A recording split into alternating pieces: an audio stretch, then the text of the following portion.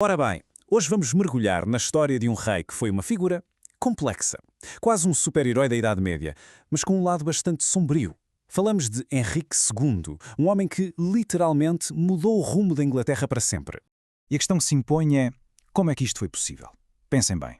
Estamos no século XII. Não há telemóveis, não há internet, nada. Como é que um único homem conseguiu governar não só a Inglaterra, mas também metade de França?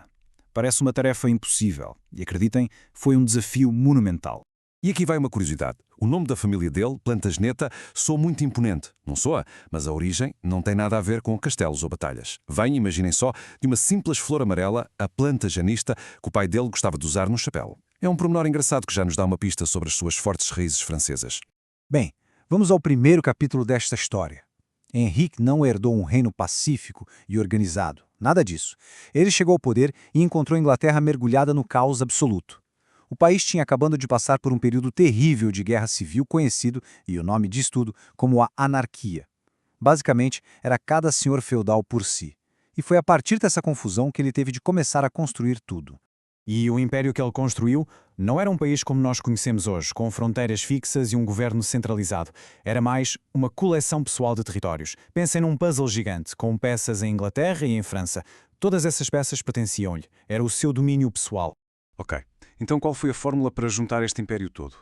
Foi uma combinação muito astuta de três coisas. Primeiro, a herança. Recebeu terras da mãe em Inglaterra e do pai em França. Segundo, um casamento, que foi uma jogada de mestre. E terceiro, claro, quando a diplomacia e os casamentos não chegavam, usava a força militar, a conquista.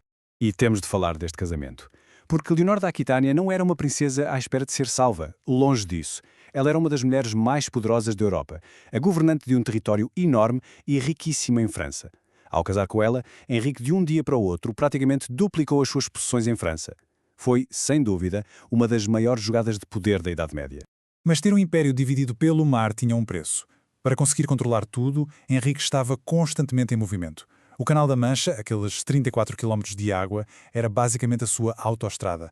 Ele passava a vida a cruzar o canal para a frente e para trás. Imaginem só, governar um império a partir de um barco, sempre a correr para apagar fogos. Ok, já vimos o construtor de impérios.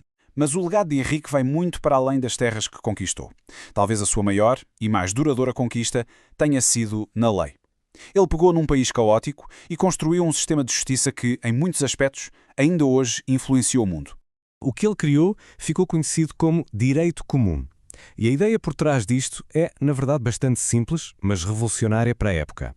Em vez de cada vila e cada senhor feudal ter as suas próprias leis, passaria a haver um único conjunto de leis, para toda a gente, em todo o reino. A lei era comum a todos. E a diferença foi da noite para o dia. Antes de Henrique, a justiça podia ser, literalmente, duas pessoas a lutar até à morte para ver quem tinha razão. Era o chamado julgamento por combate. Com as suas reformas, a justiça passou para os tribunais. Passou a haver juízes enviados pelo rei e, crucialmente, um júri de 12 homens locais para ouvir o caso e tomar uma decisão. Muito mais civilizado, certo?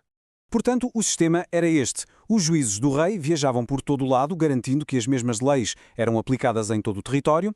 E outra coisa fundamental, tudo começou a ser registado por escrito. Isto trouxe ordem, previsibilidade e, acima de tudo, um sentido de justiça muito maior para as pessoas comuns.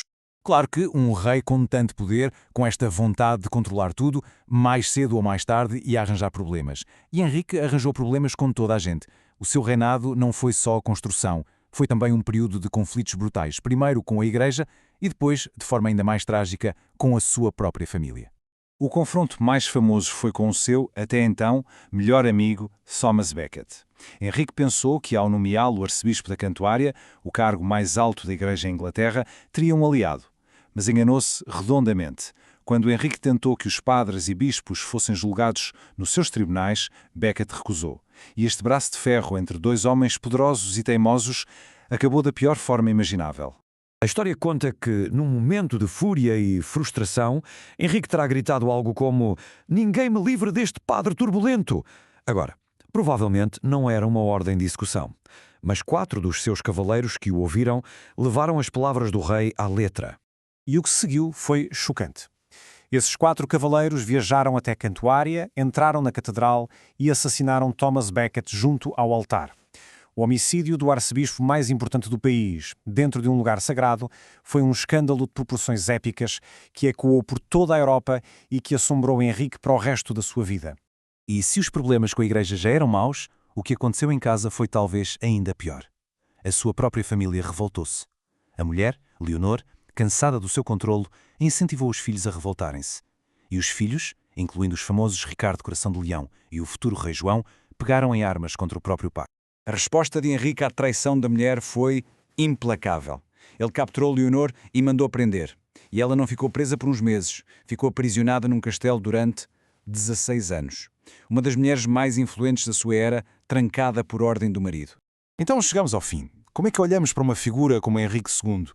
O seu reinado é um paradoxo. Por um lado, um gênio construtor de nações. Por outro, um homem cujo poder levou a conflitos destrutivos. Vamos então fazer um balanço do seu legado. Se tivéssemos de destacar, as áreas de maior impacto seriam sem dúvida duas. O sistema legal, que já vimos, e o fortalecimento do poder real, centralizando a governação. Foram estas duas coisas que verdadeiramente transformaram a Inglaterra. Mas não podemos esquecer que ele também deixou uma marca física em pedra, através da arquitetura. E a arquitetura dele não era só para defesa. Quando ele construía castelos imponentes como o de Dover, com muralhas gigantescas, estavam a enviar uma mensagem muito clara.